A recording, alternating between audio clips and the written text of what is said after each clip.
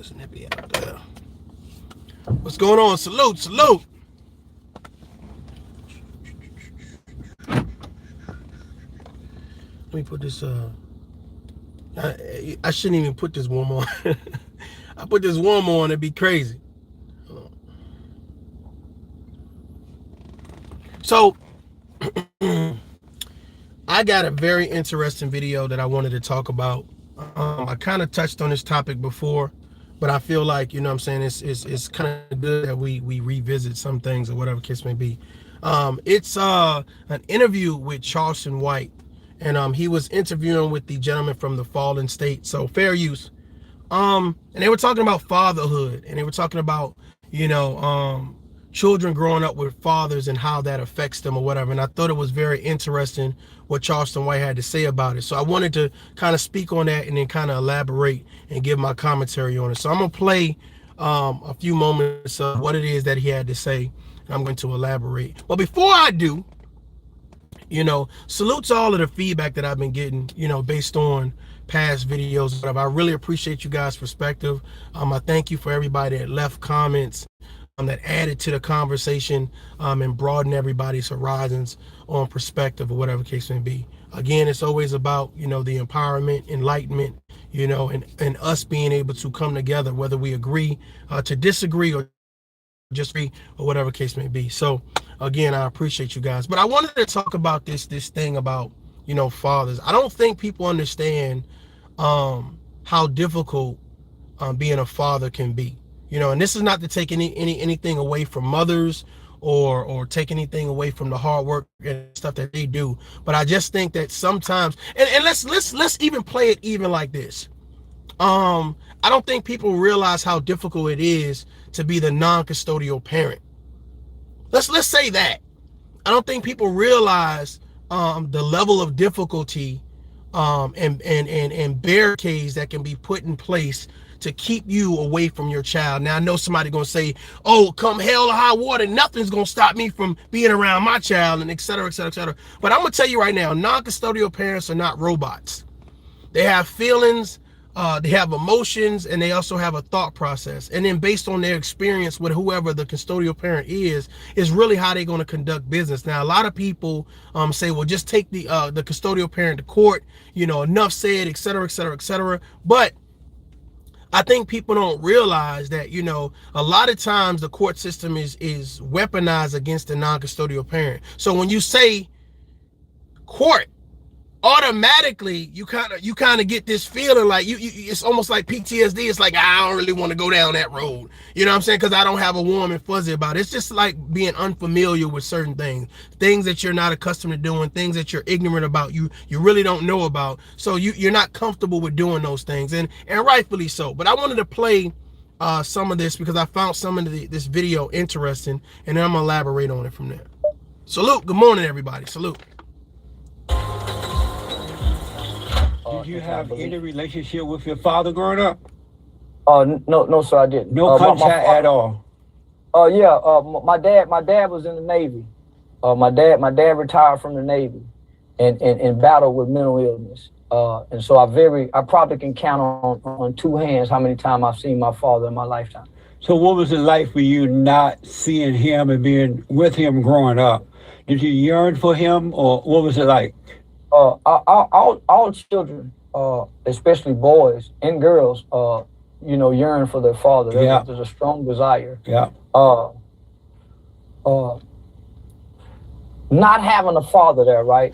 And your mother not having the words or the understanding, or maybe the time to explain to you what it's like to not have a father, right? So most single mothers are. Salute. In this video, you got to realize that mother and the father, regardless of how strong they say they are, regardless of how much they have materialistic wise, regardless of how they put on this facade of smiling and being happy and living their best life, no matter how many posts they make talking about, you know, they better, they happy now, etc.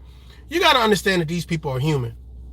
You got to understand, while going back and forth, you know what I'm saying, in a situation, got to understand that people heal differently, and then some people just don't heal, and some people look for places to go so that way they can get that healing, or they look for somewhere to go that will help them and coach them on how to deal with the situation. So depending on who you resonate with and where you go is depending on how that situation is going to become more toxic or it's going to heal. A lot of people seek out places that's going to allow them a one-dimensional point of view. And that's why you have a lot of channels, you know, on social media, Facebook, Instagram, Twitter, YouTube. You have people resonate to certain people that says, okay, well, this channel is for hating your baby daddy. Welcome all. This channel is for welcoming, hating your baby mom. Welcome all. This channel is for hating the black community. Welcome all. This channel is for hating gay people. Welcome all. So people seek out these channels and are turned on to these channels. And this is the reason why we have so much discord between men and women, so much discord between fathers and mothers, because they're not seeking out anyone that's going to tell them, instead of deflecting, let's reflect. Because all of the bashing in the world between men and women and between fathers and mothers, or the non-custodial parent against the custodial parent, that's actually not going to be positive for the children. Like, as much as I've heard about fathers not being providers, protectors, and role models, et cetera, et cetera, et cetera, you know, I've heard a lot. Mothers not being this, and this, and this. I've heard a lot. The thought process at the end of the day, what are you guys to your children? What are you to your children? What are you to for your child in reference to growth, in reference to grooming, in reference to materialistic things, in reference to making sure that that child has? So my thought process is, are you the type of parent that is providing barricades? Are you the type of parent that's keeping the other parent away? And I think that's the conversation that we need to start having, like, and we need to start encouraging those people to co-parent. But I don't want to get too far ahead of myself. Working. I don't know what it's like to be hungry. I don't know what it's like to come home and have our lights cut off. So my mother was very financially responsible, and at some point we made it to a level of affluence. But not having your father there as a kid. Salute. Good morning. Not being able to articulate it, you internalize, right? So when the parents get divorced, kids typically blame themselves. So as a kid, you have questions. Where's my dad? Why is my dad not here? You may have a neighbor. I had a Hispanic guy by the name of Brian. That is very, very important. Where is my dad? Where is the non-custodial parent? Where is my mom? Here's the thought process. Ladies and gentlemen, you have a responsibility to tell your children not only the truth, but the facts, okay? A lot of times people split and they go their separate ways. A lot of times the custodial parent, the parent that's going to have the children, it could be because of that parent. I'm just going to be real. It could be because the person that has the children is toxic, is narcissistic, is self-centered. You see what I'm saying? It's negative. So it could be the person with the kids. So imagine a person that has the kids telling the child, okay, well, you know, your mother or your father or whoever the person, the other parent that's not in the house, they're the bad person and they're the X, Y, and Z. We got to be mindful of what we do to our children about the other parent. Because a lot of times we can be exposing ourselves. So nobody's excluded from this. We got to be mindful of what we say to our children and how we set up the other parent for either failure or success. I think that there are a lot of people out there mentally and emotionally abusing their children because they haven't healed. You know, they haven't healed. Like I hear a lot of men, I hear a lot of women, and they talk about the other parent as if, you know what I'm saying, you know, I wish death upon you or something like that. You know, I wish you were never born, et cetera, et cetera. And my thought process, what does that do for the actual child that has to listen to that? Definitely. Apple doesn't fall far from the tree. You definitely breaking cycles. You definitely. And that's what this conversation is about, or whatever case to me. It's just about us being able to say, you know, are we really co-parenting? Are we really treating the non-custodial parent or whoever the parent is outside the house with that respect? Or are we weaponizing everything against them? Are we weaponizing visitation? Are we weaponizing phone calls? Are we weaponizing school visits? Are we weaponizing holidays? Are we weaponizing just regular parent activity? Because my thought process, if I'm the custodial parent and I'm doing everything to weaponize everything against the other parent, how does that make me the good parent? How does that make me the logical parent? You know, like if for some reason I take my child to daycare or whatever case may be, and I'm telling everybody in the daycare how bad the mom is. I'm telling everybody in the daycare how bad the mom is. So when the mom come and picks the child up, now everybody looking at, you know, the mom crazy. I'm weaponizing the daycare against her. I go to the court system and I say, oh, how bad the mom is. So I'm now weaponizing the court system against the mom. So that's what I'm saying. We have to stop weaponizing things against the other parent or the parent that's not in the home. And this goes for males and females. This goes for fathers and mothers. Stay connected to the household. Stay connected to your children. I understand, and I this is what I say. I say, let's practice patience. Let's exercise patience, because that's the only thing that's going to help facilitate a situation. Some people you can't talk to. Some people you can't rationalize with. They're so far gone, and a lot of times you ever hear those people that say, well, since he got a new girlfriend or since she got a new boyfriend, it's like the rationalization is gone because you feel they done moved on. If they are not in a relationship with you, doesn't mean that they're not in a relationship with their children. And I see that a lot when I look at certain people and I hear certain things. It's like, you know, well, the only reason that she's a deadbeat or he's a deadbeat is because they got a new girlfriend or they got a new boyfriend. Well, that don't make them a deadbeat. Just because they don't have a relationship with you. If they're not calling you on the phone and checking to see how your day is going, don't mean that they don't care about their children's day. If they're not saying, oh, you got a job promotion and sharing and it's giving you a standing ovation, don't mean they won't give their children a standing ovation when they accomplish things in school and they meet their goals. So it's some of the conversation you just hear is just full of bitterness. It's full of vindictiveness. And the problem is that we have right now, especially on social media, is that we seek out those people that champion the vindictiveness. We seek out those people that champion the toxicity. We seek out those people that say, you know what, you're not going to force me to heal. You see what I'm saying? You're not going to force me to heal. So I can stay in this rut. I can stay in this level of hate. And what does that do for your children? Well, what it does is it leaves your children borderline defenseless. You know, we talk about, you know what I'm saying, children need to be protected, et cetera, et cetera, et cetera. The father has a responsibility and the mother has a responsibility. You guys create that border of protection. When you say, well, I don't want the father in the life, now you as the mother, you're working overtime to provide that protection. Now we know it takes a village, right? It takes a village.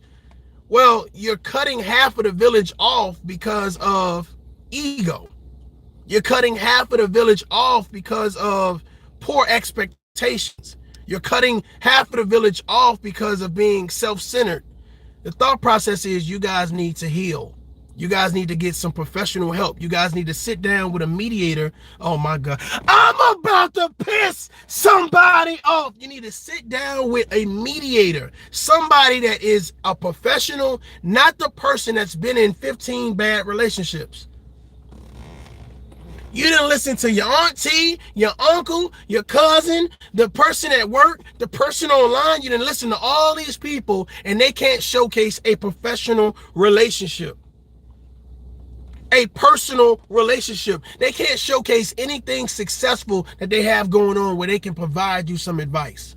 So you then take that negativity and you take that bitterness and that vindictiveness from that third party, and then you bring that back to the non-custodial parent, whoever it may be, whether it's a male or a female, and then you say, well, I'm going to govern you based on what the toxic person told me. I'm gonna govern you based on what the bitterness person told me, what the self-righteous person told me.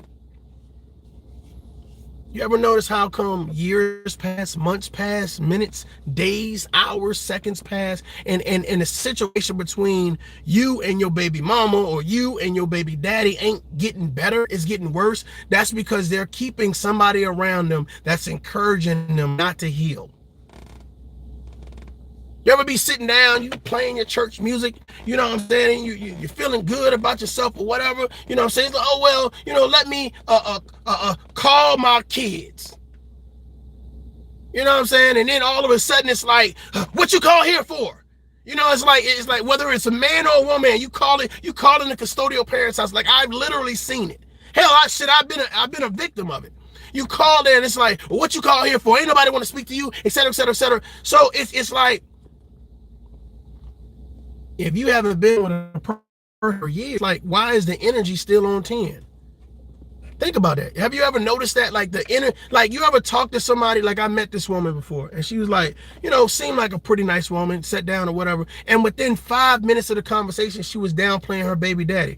But her energy, first of all, I said, well, when is the last time you was with your baby daddy? Oh, that was 6 years ago.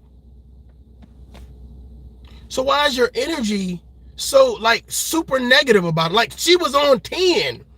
Like, I could see it in her eyes. Like, she was on 10, and I was like, well, why are you so upset, like, right now, today? Is something going on?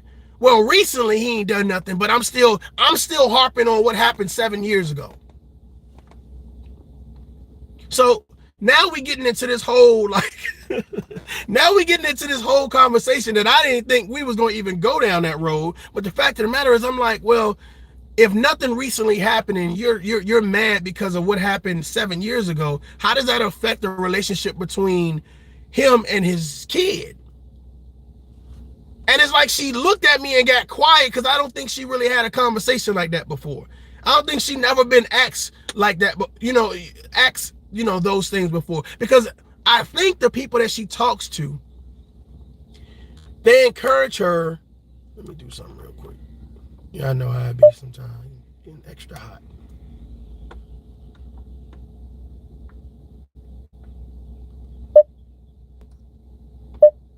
Okay. Get some of this heat out.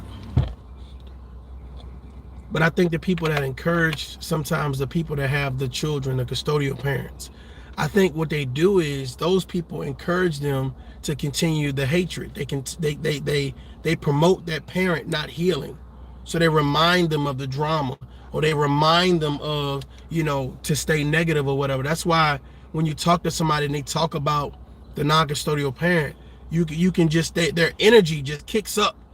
Like, oh, I hate this person, or this person is this and this person is that. And I always thought, like, when you downplay somebody else, I don't know why people feel like that's empowerment. That does nothing for your children, but it embarrasses them. When you go to someone that the father and the mother, right?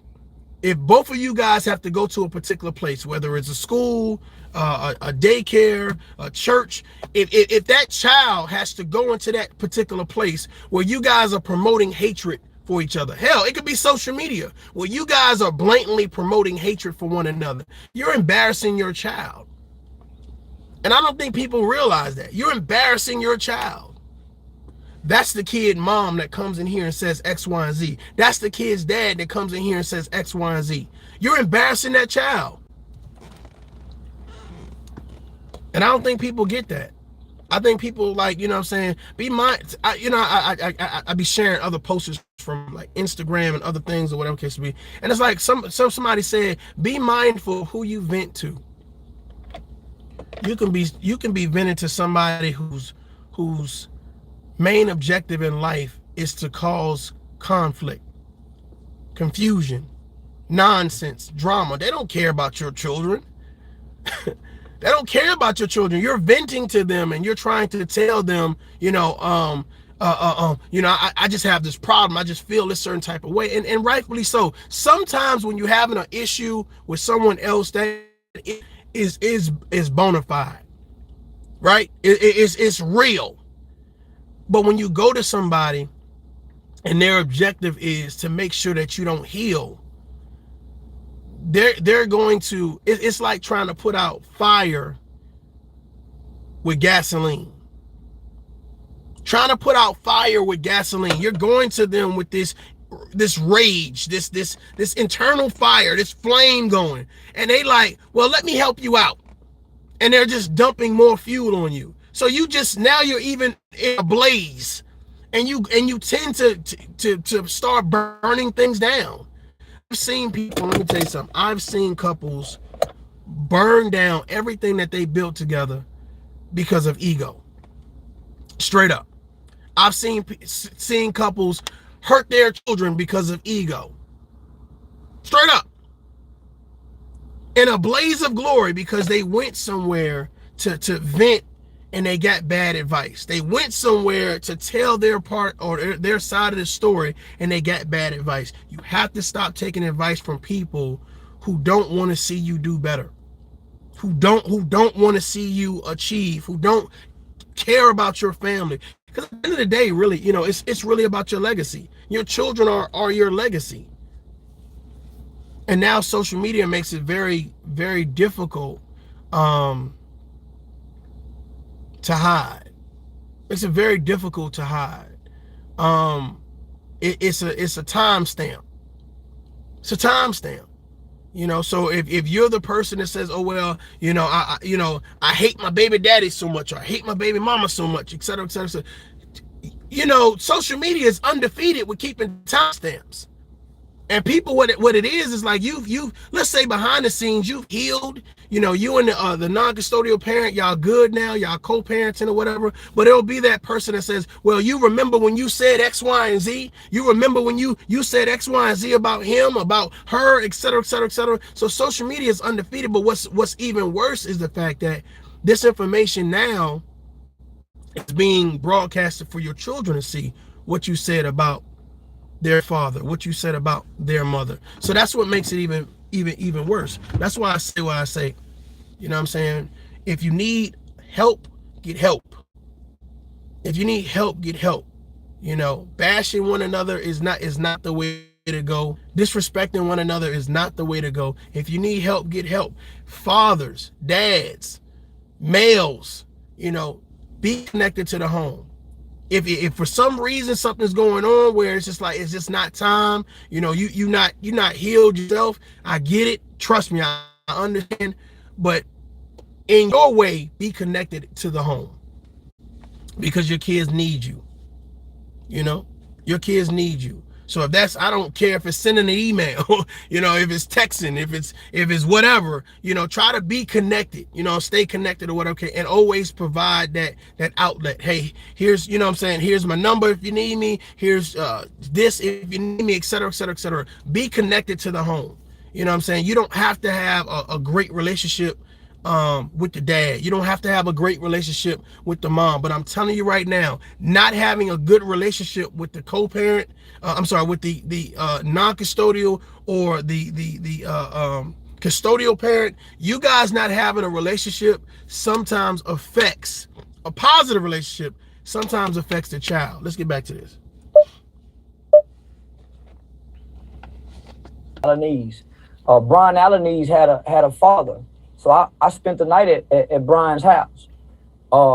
Spending the night at Brian's house gave me a dad at times, right? Yeah. So you get to see what a family structure looked like. Mm-hmm. Then when you go home, you have questions, you have internal thoughts. So as a kid growing up, mom working, so when I'm getting out of school, mom's going to work. You feel unloved, right? You feel... Ladies and gentlemen, the streets are undefeated. The streets are undefeated. Here it is. You have the custodial parent working hard, providing, doing everything that they can do for their children or whatever case to be, but they can't be around 24/7. So that child then seeks some type of nourishment elsewhere.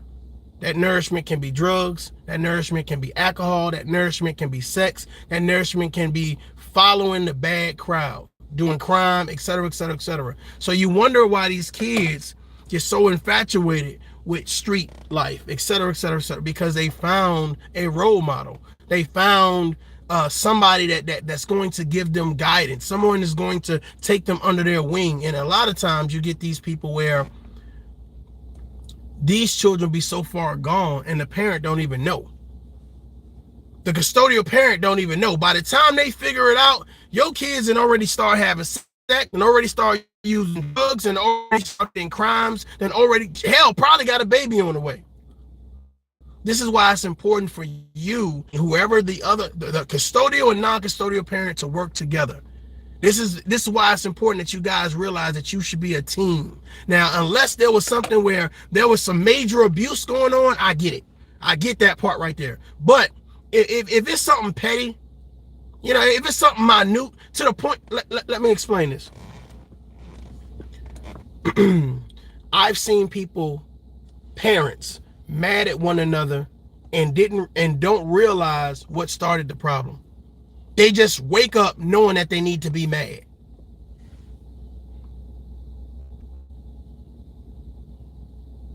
Literally wake up just knowing that they need to be mad at one another. Oh, well, we can't get along. Oh, we can't communicate. And then I'm telling you, if you ever ask somebody, well, why can't y'all communicate? Well, that's what you get. You get well, what?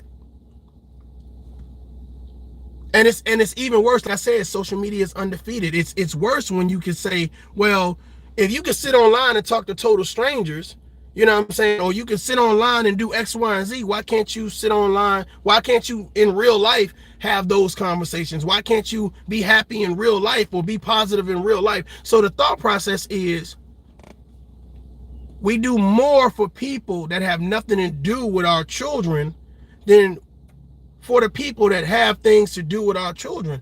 Shouldn't you as a baby daddy give the baby mama respect and vice versa? Now, granted, y'all probably not going to agree on a lot of things, but the thing about it is, it's like this. What you shouldn't be doing is trying to stop how they get paid. Trying to embarrass them at their job, trying to embarrass them in their community. And I see these parents of these children thinking about, if I embarrass you, this has nothing to do with my children. Yes, it does. And if I disrespect you, this has nothing to do with my children. Yes, it does. Your children are an extension of you two.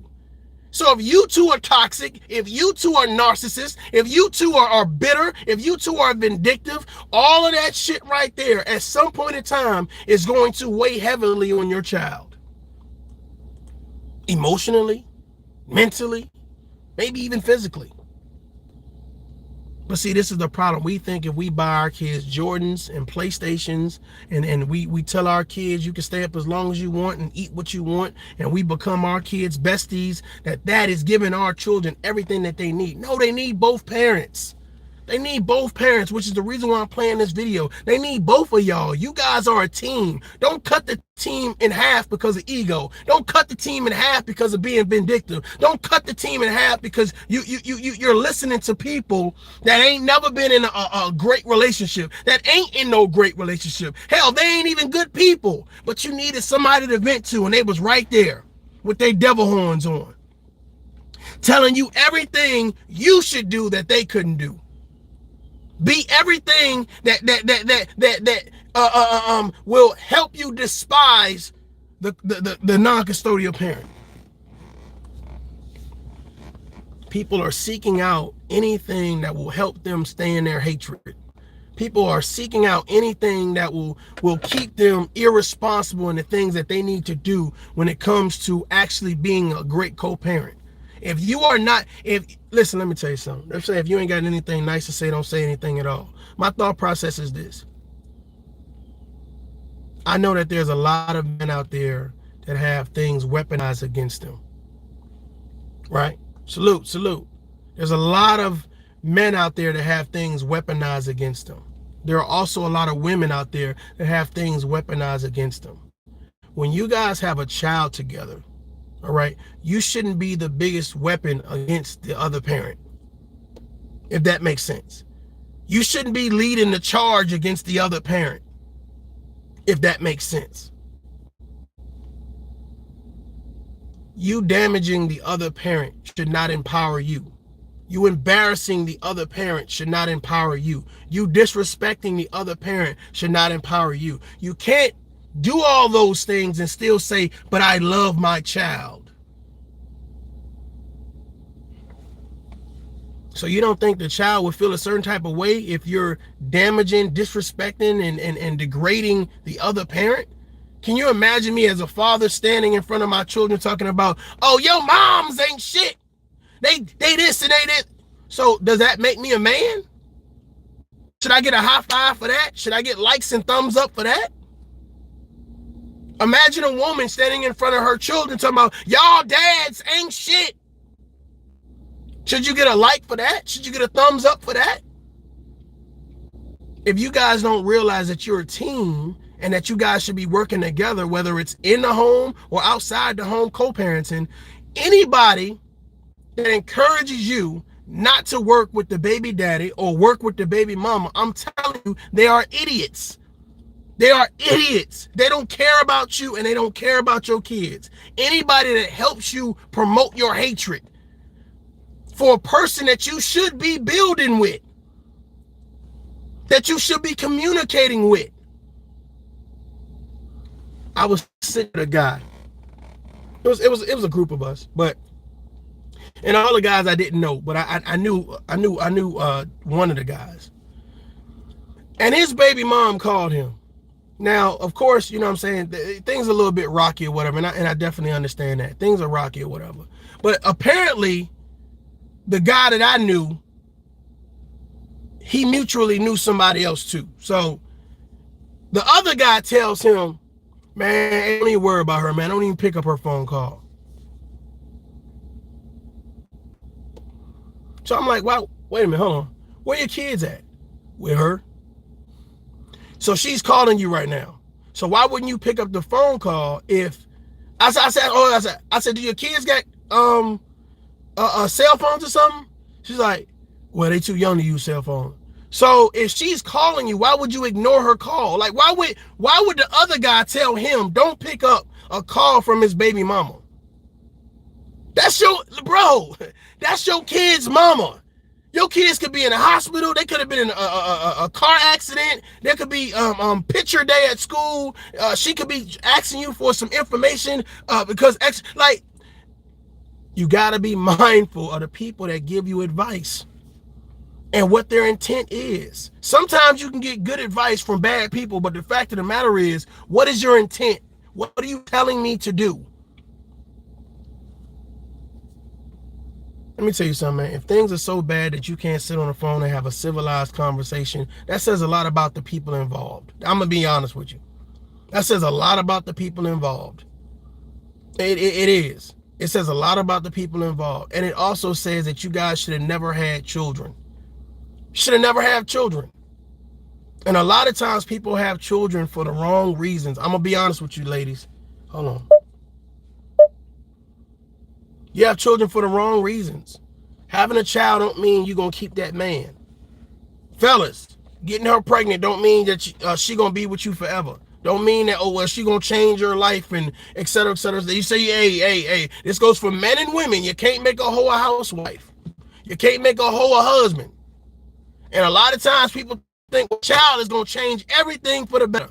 And a lot of times it don't. What it does, it makes things, it compounds the issues. It compounds on the issues.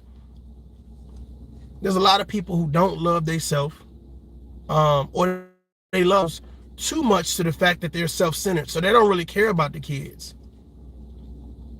They don't really care about the kids. It's about them first. It's about them getting the new car. It's about them going on cruises. It's about them getting, butt injections and breast implants and new rims and trucks and whatever the case. It's about them. So the child is just there floating around. The child ain't getting no type of educational value, no type of real moral support. The child is just there. And then you wonder why your child grows up with all these complexes, become super followers. They become super followers. You know what I'm saying? Next thing you know, your child is going to be saying, I'm gay. You can't even read out loud that good. How you know you gay? Like, how you know gay? Well, mom and dad off living their best life. The kid trying to figure out, well, what's my next move? Ain't nobody around. Ain't nobody to talk to. Ain't nobody to give me guidance. Ain't no grown up that has a fair and impartial, balanced perspective. Everything is just one-sided. Well, you know how I deal with my problems. I just smoke weed. You know everything about weed. So now your 11-year-old, 12-year-old, I need weed to think. I need weed to concentrate. Oh, okay. Every time mom or dad having issues or whatever case may be, let me grab some alcohol. So now your 10-year-old, 12-year gauge, okay, every time you have to think about something or you have to handle something, it's time to drink. We got to think about these these details that we're sending out to our children and what we're doing. If I hate my baby mama, I'm sending the message to my children that one of the most important things that a woman can do for a man is to give him children. If you don't appreciate nothing else, ladies, hold on, wait a minute. One of the most important things that a man could do is to give you a child or help you make a child. If you don't appreciate nothing else, you got to appreciate that. Without the man, you don't get the child. Without the woman, you don't get the child. So it takes this man and this woman to make this child. So once you make the child, why is it F the child? I'm living my best life. It's all about me. Y'all been disrespecting each other for months, days, hours, seconds, etc., etc., etc., but still thinking that, oh, well, our child is going to be mentally healthy, emotionally healthy in a toxic situation. I encourage people to heal. I encourage people to go get some type of professional help. I encourage people to put a support system around them that's not about just saying everything you doing is right. No, it's about looking at the entire situation and saying, well, you know you toxic. You know you a narcissist. You know what I'm saying? And there's men and there's women out there that are in these situations and in these categories that really need support, really need the encouragement to heal. But I really think there's a lot of things that's going on in our life that don't encourage us to heal. You know, they say, you know, we talked about that mental illness, you know, these generational curses or whatever. And a lot of these things are very, very true and very, very potent into the fact that we don't get the opportunity to, first of all, just listen. Listen to build. You know what I'm saying? Listen to inspire. Listen to encourage. Listen to forgive. You know, we just react. Everything is reaction. And our children, this is the reason why they don't have balance. They so off balance. That's why it's so easy to encourage them and influence them, because they don't get that influence at home. Right?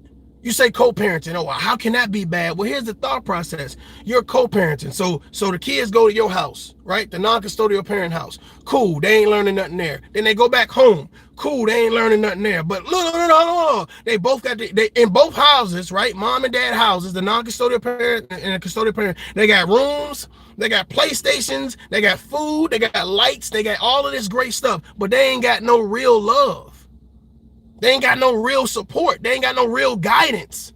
So your kid is just bouncing around home to home, listening to you. Dad on the phone. Oh, what the hell he want? Hold on, wait, don't get on. Mom on the phone. What the hell she want? You promote discontentment in front of your children, and you think by some way, shape, form, or fashion, that's going to give your children understanding of how relationships work and the do's and don'ts of how to treat a man or how to treat a woman.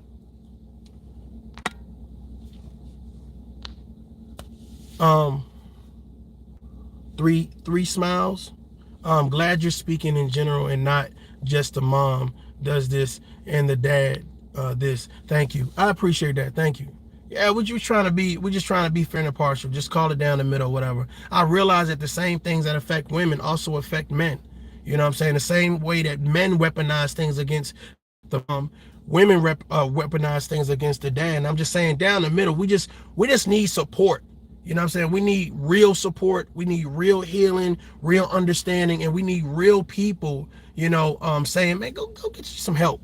You know, because a lot of times when you say, man, I need somebody to talk to, just because you talk to a person and you vent to a person don't mean that they're qualified to give you the best advice. They can give you some advice. Well, you can lean on their shoulder, you can cry on their shoulder, but the thing about it is, normally what I see is, in order to fix a broken situation, you apply toxic glue. You apply toxic glue. You apply bitterness. You apply vindictiveness. You apply not healing. You apply that. And that's how you hold it together. That's how you hold that person together. You need to go somewhere where they say, identify the problem. Okay? What are the lessons learned from the problem? How do you think the problem can be fixed? Find out if they even got a clue on what they need to do. Sometimes it's a lack of communication. Sometimes it's just not being consistent in a relationship where they feel unappreciated. So it's so many different avenues of approach, but the thought process is, a lot of times we seek somebody to give us a cure, somebody to give us a direction, but we have it within ourselves. You just need somebody to help. You need somebody to amplify your microphone. You already got a voice. You just need to hear yourself sometime. So you need somebody that that will help you amplify your internal voice. It's not about somebody telling you what to do. It's about you being able to tell yourself. What happens when the person that always tell you what to do falters? God, I'm about to piss somebody off. What about the person that's giving you guidance all the time? What if they ain't there no more? Something happened to them. Then where you gonna go? You're going to spend the rest of your life looking for someone to lead you, someone to tell you how to be in your relationship, how to be with your children. My thought process is, why can't you tell yourself? Why can't you build yourself? Why can't you strengthen yourself, empower yourself? If it take you going to a community college night class to learn about communication, to learn about love languages, to learn about feedback, to learn about thinking positive, then do it. Then do it. Can you imagine someone telling you not to go and be better? Not to go and think better? Not to encourage you to heal? You can always tell a person that have not healed. You can I'm telling you, it's a look, it's an energy about them. It's how they speak, it's what drives them. I'm not I'm not driven off of seeing other people hurt. I'm not driven off of bringing down other people. So you can always tell that. If I'm sitting with a woman I just met, so I see her at Starbucks or whatever case may be, and we're, hey, how you doing? I'm you okay, cool. Hey, and we just start talking. Say we're talking about the Russian and Ukraine conflict. That ain't got nothing to do with your baby daddy. If I see a guy, a gentleman there, or whatever, hey dog, what's up? Let's talk about the Russian-Ukraine conflict. Yeah, but my baby mama ain't got nothing to do with your baby mama. You ain't healed yet. You ain't healed yet. So if I encourage you to heal, yeah, that's what's up. I don't want to be the guy that high fives you every time you got something negative to say about your baby mama or baby daddy. I'm not that guy. I'm the guy to say, bro, hey, listen, hey, here's a counselor, bro. Go talk to the counselor, and dump that stuff on them so that way they can listen and then give you feedback that's going to help you heal. That's a problem that we have a lot of times in our community, that we don't encourage each other to heal. We encourage each other to do so much stuff. You know what I'm saying? Somebody sent me a video, which is crazy, and it's like, this person exposed. Man, look.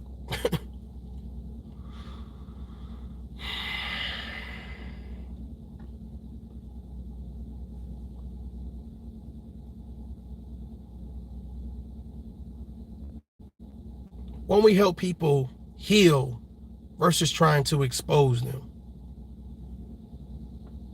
Won't we promote positivity versus promoting negativity? I don't want to play no video exposing you.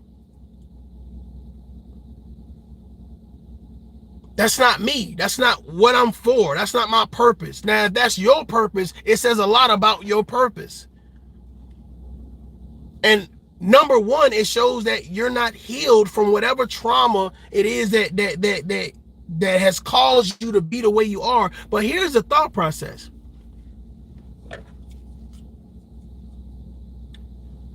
And that saying that hurt people, I know that's a cliche statement right now, but the thought process is, why are we encouraging hurt people? Why are we praising hurt people to hurt people?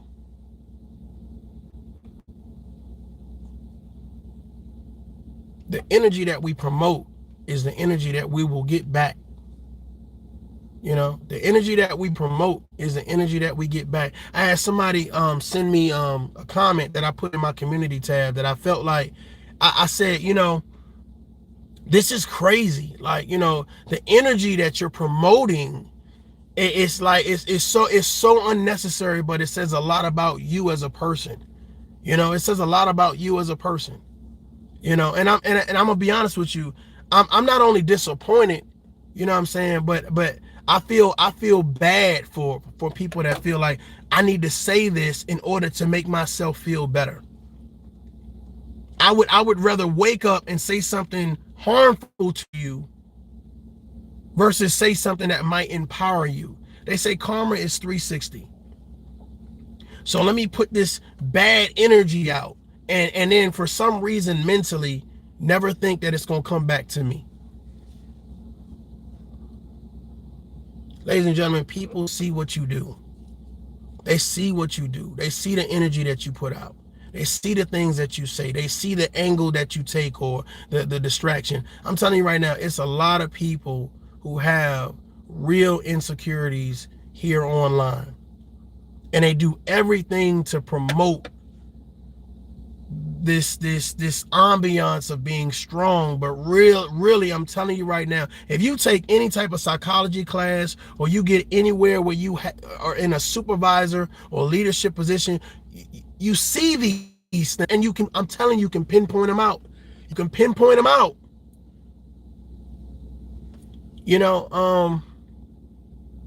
We have to get back to healing.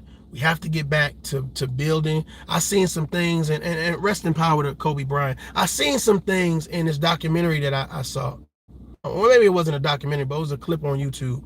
And I was like, man, this is a great example of a father interacting with his child and just being active and all that great stuff or whatever case may be. And I said, man, this really inspires me to want to, come back and revisit this. And then, lo and behold, I found this video right here of Charleston White, and I'm gonna play some more of it. But I just feel like, we as parents, we as whether you in the home or co-parenting or whatever case may be, we need to heal, because that relationship, at one point in time, y'all liked each other. At one point in time, y'all was cool. At one point in time, y'all used to Netflix and chill, Hulu and screw, Walmart and kiss, whatever the case may be. Y'all was ride or die, inseparable.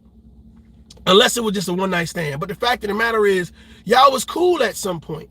You know what I'm saying? And I think a lot of people, they do a great job at remembering the bad and never remembering the good. So it's like, I remember all the bad, but I remember none of the good. And you know what's crazy? It's like, there are some people that's like, man, I remember when y'all used to do X, Y, and Z, and y'all was da-da-da-da, and y'all, and it's like, it's interesting because that sounds like a foreign language to you, because you've been lost in your hate. You've been lost promoting all this hate for the other person. You forgot damn, we used to do the same things. We used to like the same things. We used to say that. We used to finish these other sentences. Now, you can't stand to hear their voice. But I think that now it's important for you to heal. You're saying 2022, hey, I'm living my best life. I'm gonna do da-da-da-da. I hear men say it, I hear women say it, but here's a thought process. If you're hating the person that you have a child with, then you're not living your best life. You're allowing them to live in your head rent-free based on negativity. There was something positive about the person that you had a child with. Focus on that. Focus on that. If they wasn't, here's the thing. Hold on.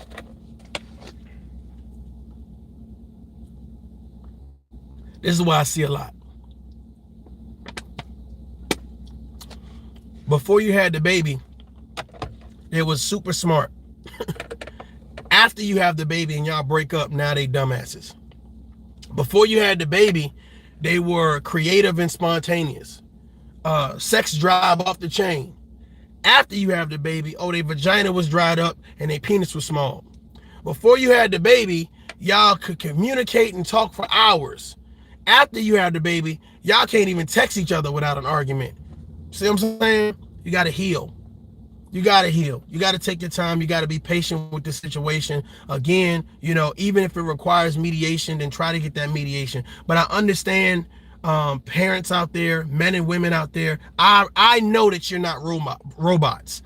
I know regardless of how strong we come across online, that if somebody is doing something with our children or trying to keep you away from your kids or whatever the case may be, I know for a fact that shit hurts.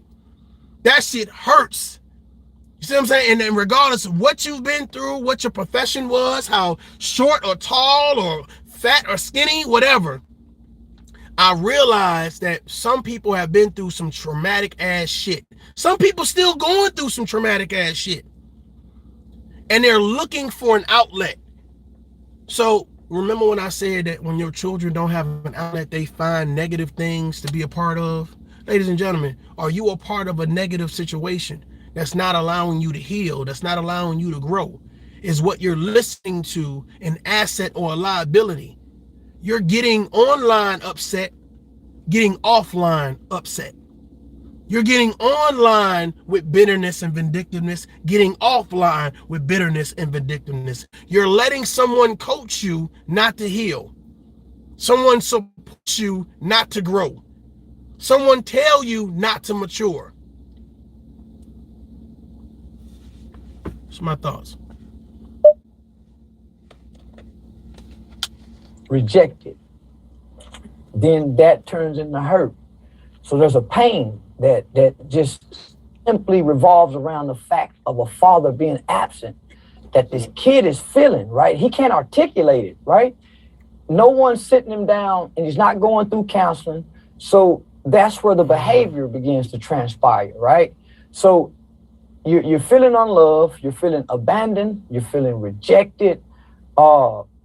That hurt begins to turn into anger, but the anger is just a smokescreen, right? You really want, so as a young man, I got all these emotions inside of me. And so when I get to school, I got the PE coach, I got the math teacher, or I got the school police officer.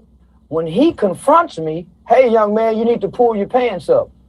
Well, all these emotions causes me to resent him. So I got this displaced anger, right? He's done nothing to me, but he's a man. He's a male authority figure, and I want him to come home with me. I wish he can come home with me. Wow. Wow.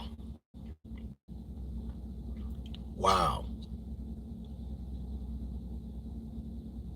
Whoever the custodial parent is, whether it's a male or female, make sure your children don't grow up with resentment. Make sure that they don't grow up embarrassed because you as parents couldn't handle a conversation to make sure that they got all of the love and the support, that they got all of the protection that they needed. Charleston White hit the nail on the head, right? Hey, I go to school and I have these authoritative figures, whether it's a male or a female or whatever the case may be, and now I'm acting out. And this is what's so funny, because now those kids act out, and what do? We didn't run to the school. Oh, hell no, you ain't gonna treat our kids like we want to blame the teacher for problems that originated at home. We want to attack the teachers and the principals and everybody else at the school, but we don't never want to focus on the problems at home. Well, why is your kids so defiant? Why are they so disrespectful? Why can't they have a conversation? Why can't they sit down and listen and wait for the person to speak? Why are they so aggressive? Why are they so extra emotional? Well, they got it from home. They got it from home. Now when the parents come to the school, they ready to fight. Okay, well, your kids do the same thing. And you sitting down with the principal, you sitting down with the teacher having a parent conference, about your kid or whatever case to be, you want to snap off on the teacher as if the teacher is the one raising your child, responsible for raising your child. You want to then tell the teacher how to do their job better. Right? And for some of you guys that don't co-parent, you as the custodial parent now go to the school, and now you sit there and you play point the finger. And you point the finger at whoever the other parent is. You point the finger at the teachers. Hell, you might even point the fingers at the white man. See, the school is designed to hold us back. Yeah, and see, the non-custodial parent, just like y'all. And you sit in front of that kid and you blame everybody. Man, you perform, bruh. You perform. It's an art. It's an art form, right? And your kid learns that art form. They study it. They then start to use that art form at their level, with their friends, with the teachers, now with the other parent. They start to use that, because now, see, here's the thing. Your kid now becomes a little you. How many people say, oh, you act just like your daddy. You act just like your mama. They become you. The irrational you, the emotional you, the disrespectful you, the lack of consistency you, the negative you, not the best of you, not the best of you. Something to think about. So I resent you telling me what to do, trying to correct me, and you can't come home with me. So I began to hate you, and I began to despise other men, other male authority figures, mainly other black men. So when you would ask your mother, where is my father, what would she say? I never thought to ask. You never asked at all? I never thought to ask, because what's not there, you don't know to ask that. It's normal, right? You back week. And it shouldn't be normal. Unless your dad is unable to speak or super sick or deceased, it shouldn't be normal. Black people, wake up. Listen to me. It should not be normal, right, to have single parent households. It should not be cool. It should not be exciting. It should not be, let me applaud you. It should not, let me put on this badge of single parenthood. No, it shouldn't be normal. Unless there was a major situation, some abuse, like the non-custodial parent, abuse the kid or abuse the person, then there is no reason why you guys shouldn't be co-parenting. There's no reason for that child to go without a mother or father. It shouldn't be normal. We should be upset. We should be concerned. It shouldn't be normal. We have to stop praising the normality of, oh, well, congratulations on being a single parent. Hold on, wait. Is there a reason why you're a single parent? I don't want to hear they got a new spouse, so I'm a single parent. I don't want to hear they didn't stroke your ego, so I'm a single parent.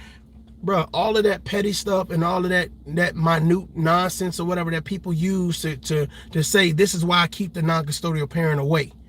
This is why I keep them away. Why I keep her away. Why I keep him away. A lot of that stuff be so petty and so crazy that it's embarrassing to your children once they find out, here's the real reason. Let me tell you how your kid's gonna resent you. Okay, You work hard at giving all your children your children these material things and trying to say, well, here's the new girlfriend or here's the new boyfriend. So you try hard to replace the non-custodial parent, the parent that's not in the house. You do anything that you can to pull somebody else, some other body. So okay, we're a family. This ain't got nothing to do with the non-custodial parent. We're the family now. And so, of course, now, just like Charleston White has said, you're so busy trying to look for the dad, you're trying to look for the mom, and you're steadily peeking over the fence to see if they're on their way. Are they on their way? And for some reason, instead of getting a ladder and having to look over the fence, hold on, stay with me. You're starting to get taller. You're starting to see things more clearly now. Now you don't need, now there's no barricade. You can see things a little bit more clear now. And what happens is you get the information that you need. So you're telling me, mom, you're telling me, dad, the reason why you didn't want me to be with the non-custodial parent is because y'all wasn't cool. Y'all wasn't cool. So I went through years without my mother, or years without my father, because y'all wasn't cool. Something that could have been overlooked and worked out amongst you guys as adults, but you let me go without because of your ego. That is going to make your child resent you. Y'all need to get this message out to some people. It's going to make your child resent you. And you're going to try to run and say, well, what about all the PlayStations? Right? What about this and what about that? You're going to name everything. Well, I wiped your nose and I did this and I changed your diaper and I did this and I did this. But you didn't have to do it by yourself. You chose to do it by yourself because you didn't heal. So you stayed angry, you stayed upset. So that's why you kept the non-custodial parent away from their child, because it worked better for you. I'm about to piss somebody off. It worked better for you. You can't tell somebody the non-custodial parent don't love you when a non-custodial parent is able to get to their kid and say, this is how much I love you. I love you infinity plus infinity.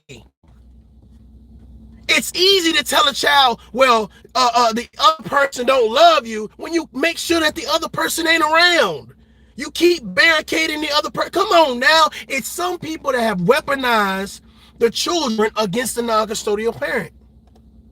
They've groomed the child to hate the other parent, to hate whether it's a male or a female. We calling it down the middle. They've groomed the child. So now, once you charge up the battery with hate, now when you get to a certain age here, they 7, 8, 9, 10 years old, they running on the energy of full of hate. So now every time it's visitation time, you sitting down with your kid.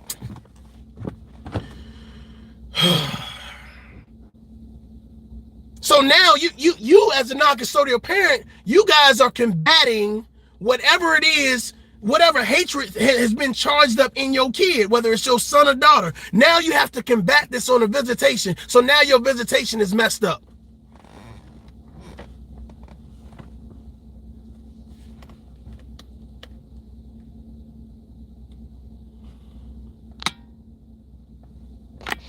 Salute to the chat. Salute.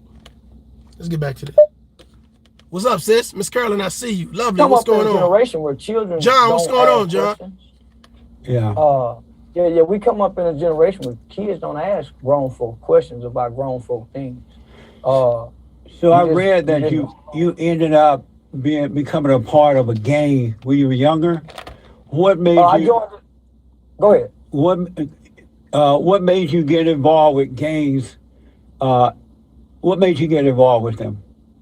It was everything I was looking for. Coming from a single parent home, never been spanked by a man, never been disciplined by a man. Love you too, sis. Never been corrected by a man. Never been hugged by a man. Never had a man say, I'm proud of you. Never heard a man say, I love you. So the older guys in the gang. You know what's interesting though? This is the reason why a lot of us guys, we play sports, because we had that male figure. We had that coach that, you know what I'm saying, was the father figure, was the role model and mentor, was the leader in our lives. So a lot of times when men grow up and they say, you know, hey, my coach, you know, when I was growing up was this, et cetera, et cetera, et cetera. So that's why, you know, promoting activity centers in communities, promoting leaders, big brothers in communities and big sisters is so important. And this is why I look at social media, because I think that a lot of people, they see people as big brothers, they see people as big sisters. And my thought process is, imagine a person who needs help. Imagine a person looking for a leader or guidance or support. And the best thing I can do is show them a bad example.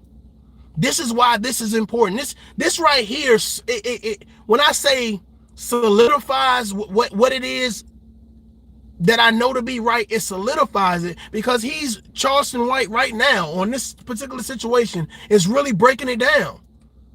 He's really breaking it down. Like, bro, the reason why I went the direction I went was because I had no men lead me in a better direction. And we're not knocking them on for whatever reason, you know, they wasn't together. That's not the case. The thought process is, imagine him, instead of having gang members to guide him, imagine having a positive role model. Imagine someone saying, bro, I saw your video the other day and I let my son watch that. I saw your video the other day and I let my daughter watch that. But if you ain't got nothing to showcase a positivity, if you ain't got nothing to show that this is how we act as men, or this is how we act as women, and this is how we conduct ourselves as a community of people, then you are just equally responsible, just like the gang.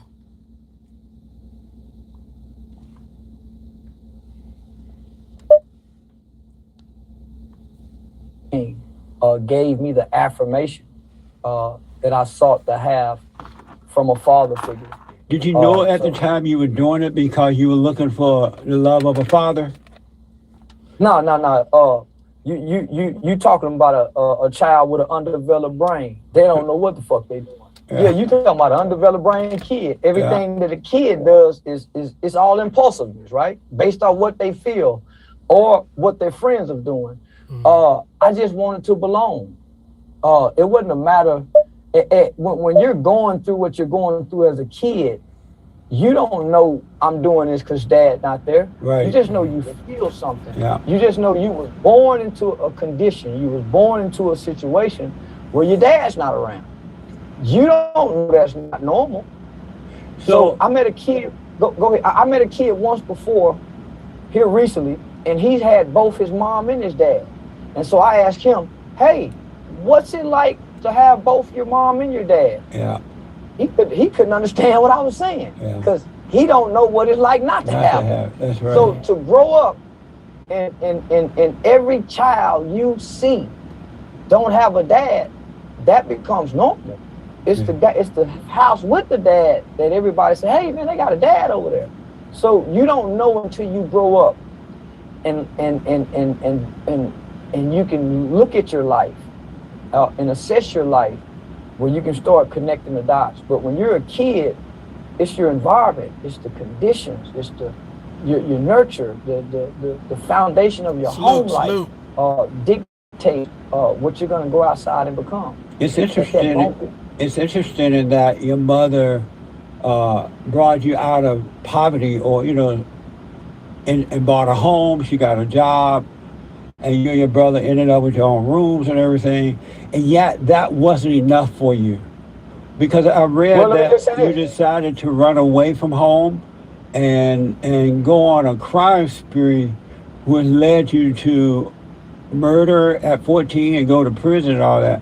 So it's interesting how I've never been to prison. I mean, jail. Let me just say this. To jail, right? I went to juvenile. I went to a boys' home. Oh, okay. Let me just say this. Okay. Culture, right? Culture is way more influential, way more powerful than home life, upbringing. Let me give you an example. There was a time when black people hung from trees.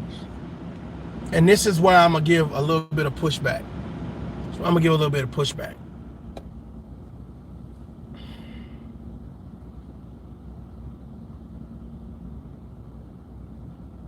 A father and a mother um, creates the environment, the culture for your household, provides the standards and the morals for your household, the thought process for your household, the upbringing, the structure, right? If the father and the mother are in line with morals and standards and values and help you exercise a positive thought process, whether you're under pressure or not, it will allow you to deal with the culture, because you now have a place where you can go and say, hey, I want to wear skinny jeans. Hey, I want to get my nose pierced. Hey, I want to try smoking cigarettes. Hey, I want to try sex. The parents are now in mediation to say, let's talk about it. You lessen the value of let's talk about it by excavating one of the parents, by not including one of the parents, by telling the other person, hey, this is what's going on over here. We need to sit down and talk to our son. We need to sit down and talk to our daughter. Don't wait for the problem to get out of control and now say, hey, non-custodial parent, come over here and be a mom. Come over here and be a dad. Well, the problem's already out. They're already pregnant now. They already got a kid on the way now. They're already addicted to drugs now. They're already in juvie now. They already got a criminal record now. They already got a bad attitude now. It wasn't healthy to start off with. It wasn't healthy to start off with. We are waiting for something bad to happen in order to do better. And when we get these reminders, and saying, hey, let's stop waiting for something bad to happen. Let's put down the guns, black people, and stop waiting for something bad to happen. Hey, let's think more positive and stop waiting for something bad to happen. We say, we don't want no reminders. We don't need no reminders. What do you mean fathers should be connected to the home? Tough love, you're doing too much. I'm about to piss somebody up. You doing too much. What do you mean we can't just blame the women? What do you mean we can't blame the men? What do you mean it's equal responsibility? We find places that's going to help us not heal, help us promote hate, help us promote distraction and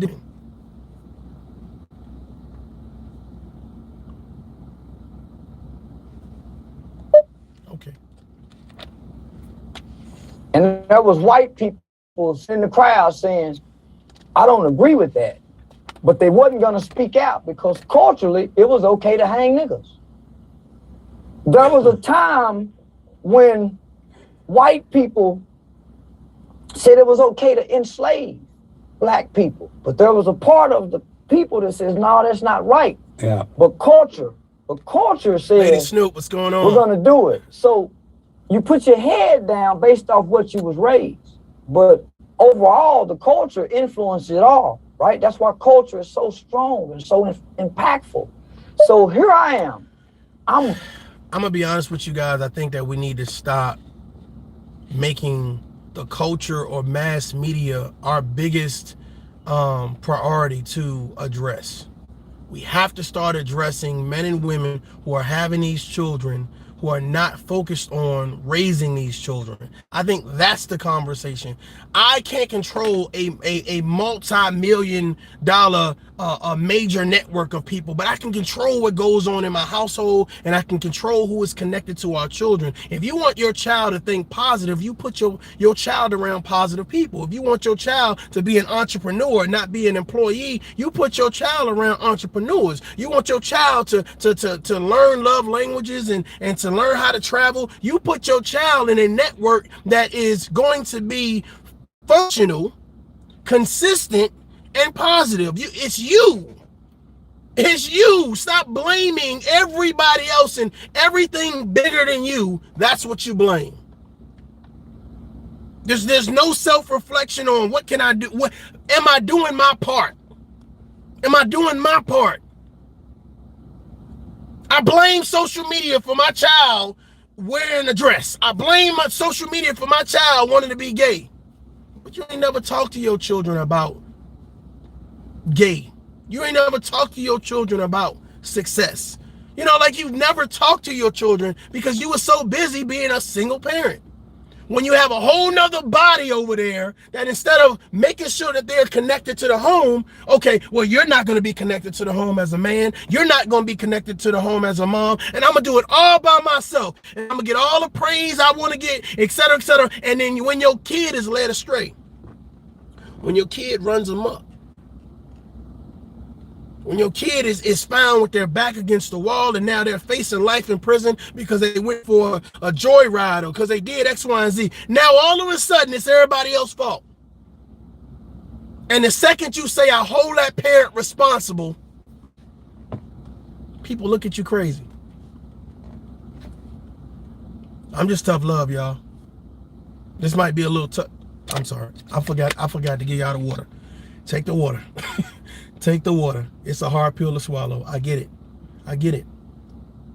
We're so busy blaming women. We're so busy blaming men. And we never say parents be parents.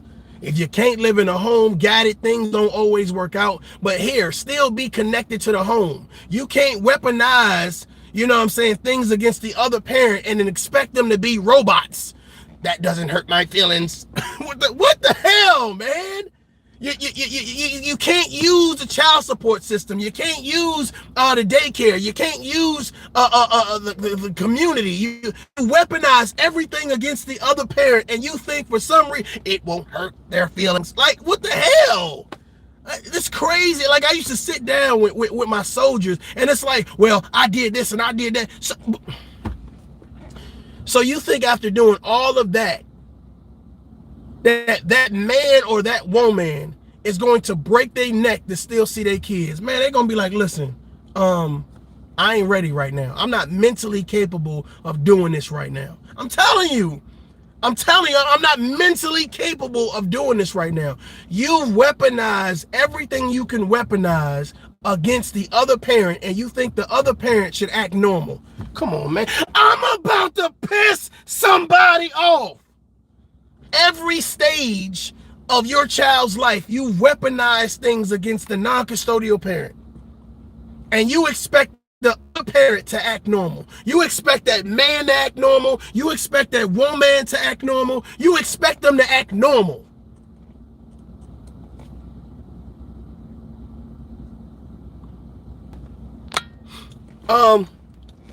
Lovely Star Beating says, I'm a single mom and the dude a mile away, but my family is everything to me. My son don't even ask because the man is in my family who support. And you know what? If you got men that support you, that's cool. My thought process is this: you know, your family didn't make that child, and it's great that it's a village helping to support that child. But, and I don't know the situation between you and the other parent, but the thought process is, if you can put your differences aside and you guys can co-parent successfully and positively, that is going to mean the world to your kid. That is going to mean the world to their upbringing. It's great that you got another man stepping in place. It's great that you got an uncle, a dad, a brother. It's great, but that is still not that child's father. That is still not that child's mother. If you can have them, because to me, that's the first line of defense, not the grandparents.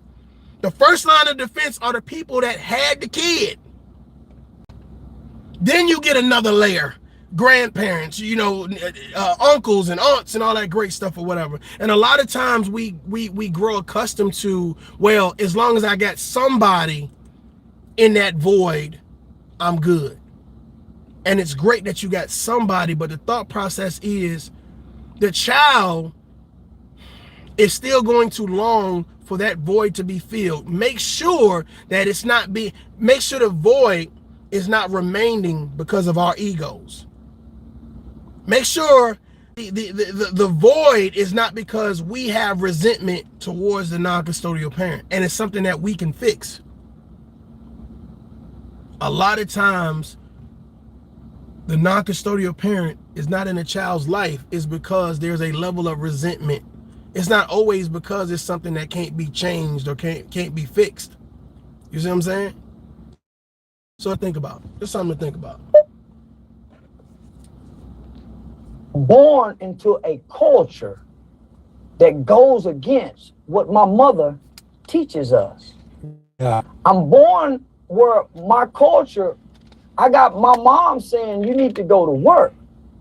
I got an uncle who I see on a regular basis by way of being family members. He a pimp. I got a grandfather who sell drugs. I got another uncle who sell drugs. When I look across the street, I got another neighbor. He's getting out of jail for robbery. My cousin. So when I come inside and I cut my television on, I'm born in 1977. Think about the culture then. Pimps was glorified during the black exploitation film era. Yeah. Superfly, the Mac. So And another thing too, parents, we gotta watch what we glorify in front of our children. We gotta watch what we glorify. Hold on.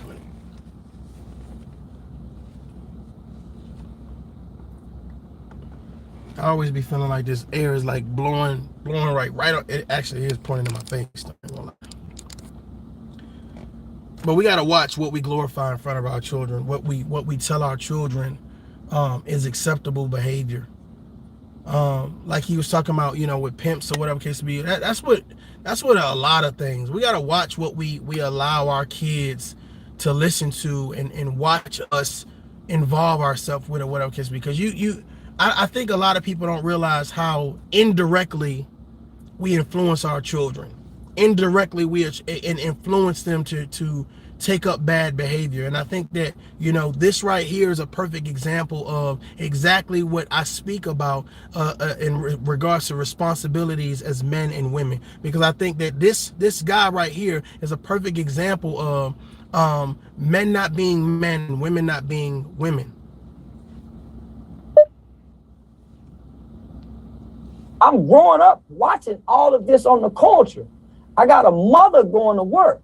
My culture don't show me mama going to work, but I see mama going to work.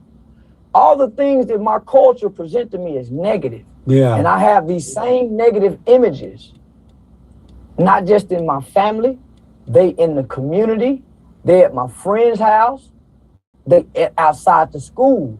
So biblically, my mother says that the Bible says a son can do nothing without his father, that he can only do what he see his father does.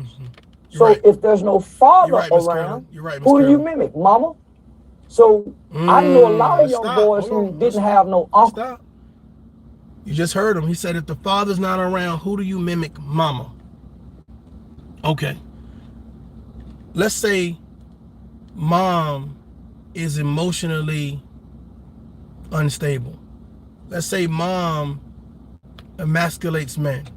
Let's say mom doesn't understand her self-worth. Let's say mom is not up to par. Here's the issue.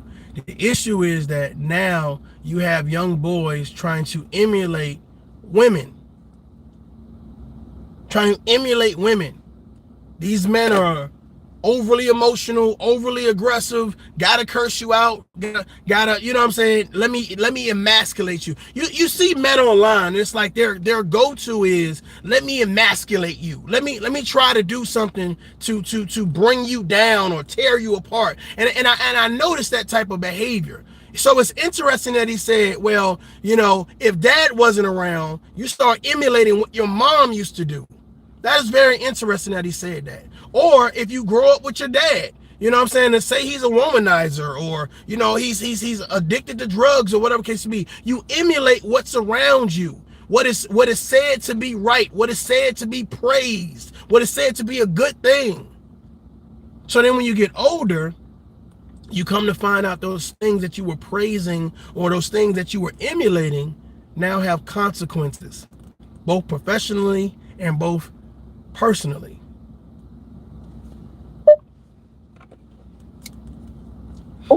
Didn't have no brothers, didn't have no male cousins. So they was the little boy sitting down peeing outside when we were standing up peeing. So I seen a whole lot of little boys who was mimicking mama.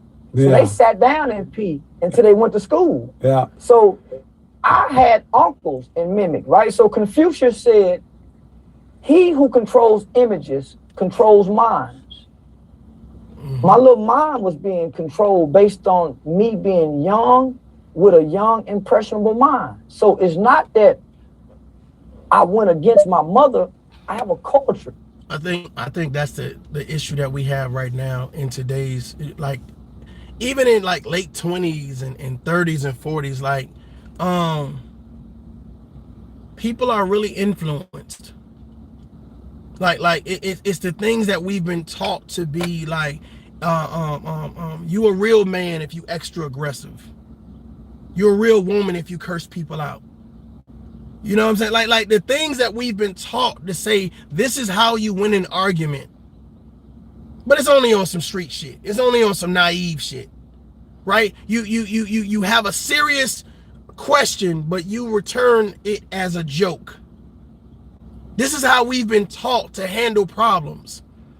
And what happens is when we have to go to the court of law, or we have to go into a police station, or we have to go anywhere where we're dealing with people that are part of an organizational function, right? Have some educational value.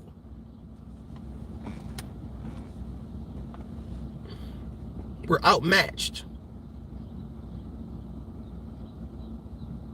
Because we're trying to argue emotionally with facts. We look childish. We look like we can't handle ourselves. So now, when it comes to this verbal, back and forth, we now want to get physical. Because we don't know how to handle the conversation. It's like, oh my God, how do I do this? Let me attack you. So you hear men online, you hear women online, like, oh, I'm gonna put my hands on you. From a verbal dispute. I'm so overly emotional that I need to do something to you. Well, Charleston White is saying, it's like, okay, well, dad wasn't around and I got these traits from, somebody be like, well, that's a female trait. Of course it is. Of course it would be. If your father's not around, you're learning from your mom. If your mom's not around, you're learning from your dad. So that's why you get these women who say, well, you know what I'm saying? Shit, I'm more masculine now. Because there's no balance. There's no balance. Think about it. There's no balance. You need a mother and you need a father. Let me see how this thing's supposed to go. Let me seesaw and balance this thing out. When you only got one perspective, you tend to lean toward the perspective that's provided. And then you gotta hope that the person that's the example is fair and balanced. If the person is a womanizer, 9 times out of 10 those traits are going to be followed. If the person is addicted to drugs or alcohol, 9 times out of 10 those things is going to be provided. If they're sexually out of control, right, and jump in and out of relationships, 9 times out of 10 those examples are going to be provided and followed. Anybody understand what I'm saying? Does anybody understand what I'm saying? You gotta be fair. You gotta be balanced. You have to be. Because our children need that. We need that. We need that. That's why you need to find places where you can go and have a balanced conversation. It can't be about hate and jokes and disrespect and degrading and calling names and cyberbullying and slander. It can't be about that, because here's the thing. We still learning on a daily basis how to be better. How can we tell our kids and teach our kids how to be better when we don't challenge ourselves to be better? We don't challenge the people that's talking to us to be better. Stay the course. Stay the course.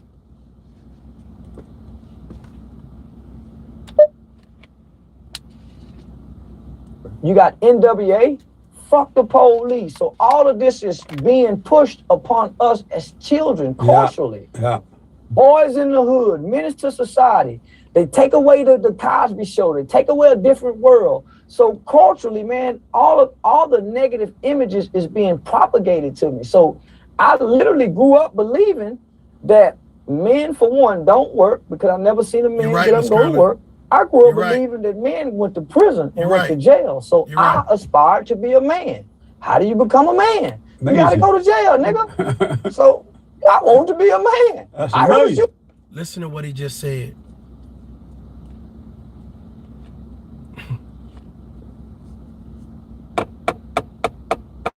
How do you become a man? You go to jail. That's where all the men go, right? That's where all the men go. That's how you prove yourself. That's how you prove that you tough. How you bout that life. I see men online, right? And they talk about, jail or prison or whatever case may be. Some people glorify it. Some people say, hey man, I'm glad it's over with. I'm in a new chapter of my life, et cetera, et cetera, et cetera. And then some people, like, instead of doing something that will bring people to think positive and build or whatever, they bring people together to promote destruction and to attack other people. Like, it'd be crazy to me, because I'm just like, man, didn't you learn anything besides negativity, antagonizing people, calling people names? Like, it's just like, and I listen to Charleston White, and I'm just like, to be honest with you, man, there's certain things that don't impress people like me. There's certain, matter of fact, there's certain things that don't impress grown men. There's certain things that don't impress grown women. Certain things, like, if you walking in the club, right, and you gotta be holding money phones up, well, why your money ain't in the bank? Why it's in your pocket? You know what I'm saying? It's just certain things. It's like right now, like, man, shoot, you couldn't tell me. Every vehicle I had to have the loudest sound system, big rims on it, windows need to be tinted. Like, you couldn't tell me I wasn't doing it. But it's like, bro, like, if the vehicle is already damn near $75,000, $80,000, I don't even need to do nothing to it. I'm in my grown man shit right now. What Jay-Z said, we don't need tint to vent. We don't need tint to vent. You know what I'm saying? Like, we don't need to do extra stuff to show you this. We on some grown man time. And it's like, I see these guys online, and it's like, they do so much to prove that they the man. You know what I'm saying? Like, we hard. You still trying to flex the same thing that got you locked up before? You still trying to cheer about and promote the same stuff that you was locked up before? Why they let you out then? Won't you just go back then? I never seen so many people just ready to throw their life away for no cause at all. Just to be a part, just to be down. Ladies and gentlemen, these are the examples that you have in your communities. These are the examples that you have online. Shouldn't no grown man be questioning your behavior if you're doing something that you can say, I can take what I do online into a young Big Brothers program. I can take what I do online and take it into a church. I can take it, I can take what I do online and really, promote it elsewhere. Half of the things that I see these women and men do online, you can't take it nowhere.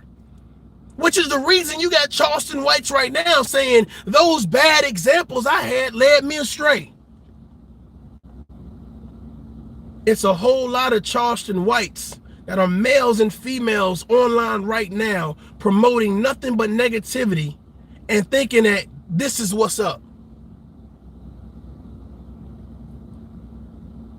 But this is the reason why we need tough love, because of what Charleston White is saying right now. This is the reason. Nobody's knocking you because you went to jail, but here's the thought process. Shouldn't you be doing better? Nobody's knocking you because you went to prison, but here's the thought process. Shouldn't you be doing better? What you promote, shouldn't it be better? Because if it's not, the end result is we are continuing this generational curse, this cycle.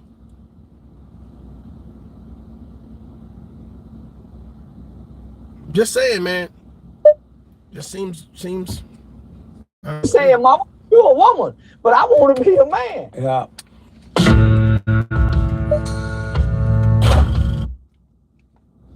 Ladies and gentlemen, These are my closing statements. Find time to do better. Find time to build. Find time to be connected. And find time to heal. It is very important. It is very important. Being positive don't mean you perfect, right? It definitely means that you're trying to be consistent though with what it is that you do, and happy and about what it is that you're doing. You know what I'm saying? If you are committing yourself to doing bad things because you think that's what's going to bring you some type of wealth, my thought process, I feel like you're losing yourself. You're losing yourself.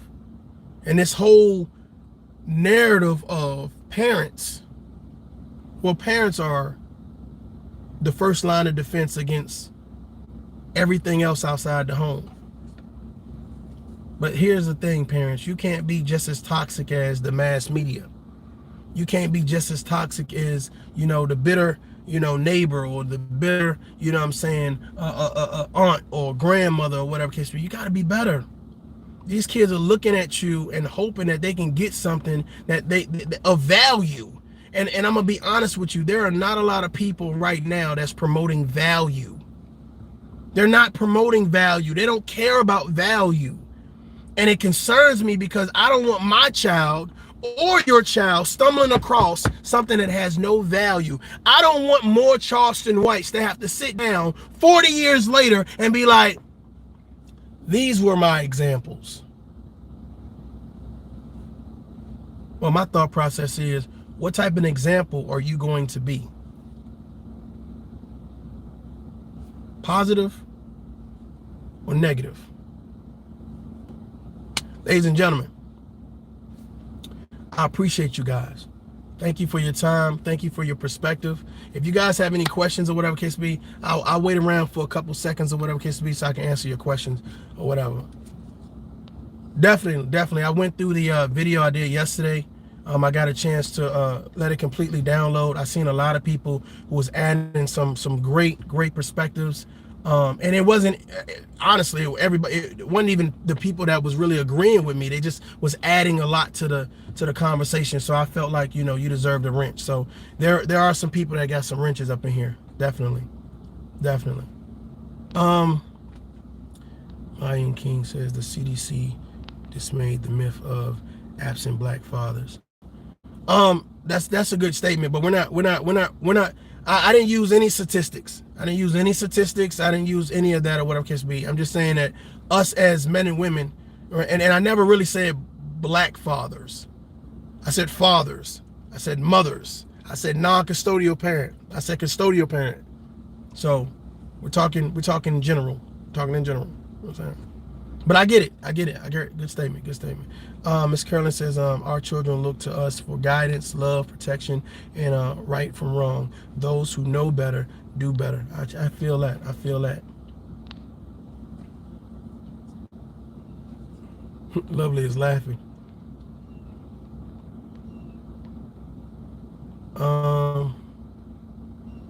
Lincoln, appreciate that. Yeah, I mean, I realize that it's not just a black situation. I mean, there are plenty of other races that are having issues in regards to parenting. Some people just got a better head start. Some people just got better guidance and know-how and knowledge. You know what I'm saying? So it's not just a black thing. I'm just using this perspective and this narrative, and I'm hoping that it expands. I think a lot of times, because as black people, we like, of course, we're going to promote a conversation that normally affects us, but a lot of times the conversation can be moved. It can be moved over here and moved over here to that race or this gender or whatever case may be, to this community, etc. So I think you have a unilateral conversation, it can go elsewhere versus just, this is for the black race and this is for the black race. A lot of times it's not just a black race conversation. I think it's more. It's bigger than that. I feel like this channel is bigger than that. But I think, and this is a self-reflection of me based on your comment, I think that I need to do a better job to show you guys this is not just a black channel. This is not, let me empower the black people. This is a grown-up channel. This is a tough love conversation channel where we provide our perspectives based on our life experience, based on our institutional knowledge, based on our common sense, based on our street sense, and we bring all that together and we say, okay, well, hey, let's have a conversation. Okay, I agree. Okay, I don't agree on that, but I agree on this. Or I just totally disagree, but we still respectful. We can leave the conversation not mentally exhausted because we had to do all of this texting and typing in the comments to try to get a point across. You see what I'm saying? And I don't think that you have a host that's like, the second you say something that I don't like, it don't even got to be disrespectful. I don't like it, so I'm just gonna get rid of you. We need a place where we can have a conversation. And I think that we are exercising that. I don't think that I'm having a conversation by myself when I see people in the chat. Every time I go live, it's at least one person. So I'm always having a conversation. You see what I'm saying? And I don't want it to be a one-sided conversation. I want it to be as fair as possible. But I do want to showcase that this is not just a projected black channel or whatever case may be, but you got to understand that there are some things I'm passionate about that I know for a fact that's in the black community that we definitely need to express and we need to talk about. But I appreciate the comment. Thank you. Who I missed? Uppity, what's going on, Uppity?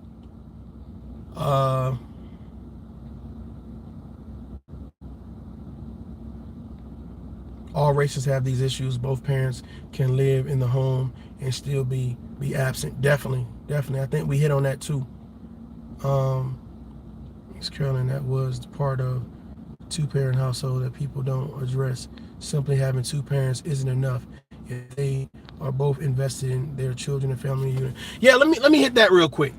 Refusaloo says, let's focus on the numbers and more on this. Definitely. Refusaloo, that seemed to be the narrative of subscribers. Like, you're less important if you don't have a lot of subscribers, and I don't believe that. Like, I've met, you know what's so funny, man? There's a guy that you catch him, you know, kind of on the corner every now and then, whatever case may be. And I literally, like, I go running or whatever. And just, you know, from time to time, I give him change or whatever case may be. But I had a conversation with this guy. And when I tell you this guy,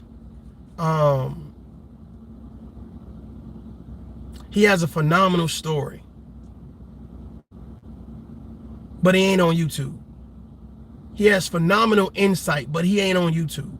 And I can only imagine him being on YouTube and him having 20 subscribers, but giving that phenomenal message, but not a lot of people hear it. Your subscriber count don't take away from your message. It's great that people have discovered your message, but your subscriber count don't outline your knowledge, your achievements, and your character. You know what I'm saying? It's great that you have you can have an abundance of people who have been introduced to that, but everybody ain't privy, or everybody has not discovered you yet. Now, those people that require that type of knowledge or that type of conversation, they appreciate it. I had a lot of people yesterday saying, man, I appreciate it. I'm not, you know, I wasn't subscribed to you, but I appreciate what it is that you're saying. I can respect what it is that you're saying. Now, there's some people that disagree, but I can appreciate it. So that's why I'm using him as an example. Like, if he was to jump on YouTube right now, you know, he wouldn't start off with a lot of subscribers, but I'm telling you right now, what he's saying would be legitimate. It would be needed. And sometimes you just need people with common sense to speak. And if you're looking for, like, I guess the somebody with a lot of subscribers to tell you about common sense stuff or to have dialogue with, you know, I think that you're going to it's a gamble. Life is a gamble, but it's a gamble because a lot of people, once they get over a certain amount of subscribers, to be honest with you, man, the genuineness, the integrity, the level of responsibility and accountability, it now goes away. It goes away because now it's about keeping my subscribers up, and that's about, sometimes it's about doing anything. So I mean, I would say learn to appreciate and respect those that, you know what I'm saying, understand the value of having these types of conversations, because everybody can't do it and everybody can't be objective, and that's, I mean, that's easily seen. That's easily seen. But you refuse to lose. You know, stop focusing on the numbers and start focusing on the message. You're exactly right.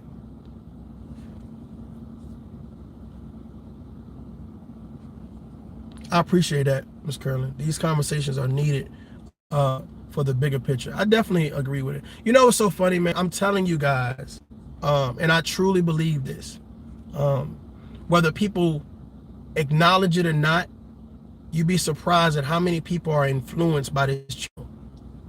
You'll be surprised about how many people are influenced by this channel. People that you don't, that never acknowledge they watch the channel, they get something from the channel. That's powerful, because now you have a point of reference. You have a point of reference. Another perspective. This is how I feel about communication. Well, how does he feel about it? This is how I feel about love languages. How does he feel about it? This is how I feel about racism. Well, how does he feel? Now you have a perspective you can bounce off of. You see what I'm saying? Because here's the thing, our conversation is direct. I'm not fluffing it with a bunch of stuff. You're gonna get a direct conversation. So now you have something to bounce your perspective off now. That's something special. That's something special that we provide. And people need to realize, and if you are subscribed to the ToughLove family, you got guys that have to understand, people are reading your comments. That probably will never say ToughLove's name, but they're reading your comments and you're helping them with a better perspective. Never thought about it like that. I never saw it like that. I didn't even know you could do. So you guys are a part of something special and unique. And I need to really